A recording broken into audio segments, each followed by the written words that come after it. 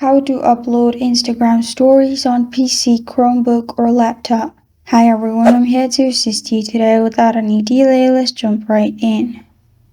First, open Instagram in Chrome browser. Here, click on three dots at the top right corner of your screen after you have logged into your Instagram account. After you click on three dots, scroll down and click on More Tools. Then click on Developer Tools in here. After you've clicked on Developer Tools in here, you will find these options here at the top left. On the left side or right side, you'll find Toggle Device. Click on it. Then in Dimension, select what kind of device you want to use as. Then reload the page.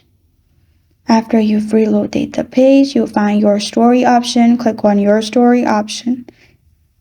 After you press on your story option, select the picture from your files and press on Open.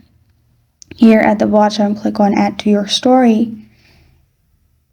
After it's uploaded, you can simply click on your story at the top left corner of your screen, and you will be able to view your story. And this is how to upload Instagram stories on PC, Chromebook, or laptop. Thank you for joining me today.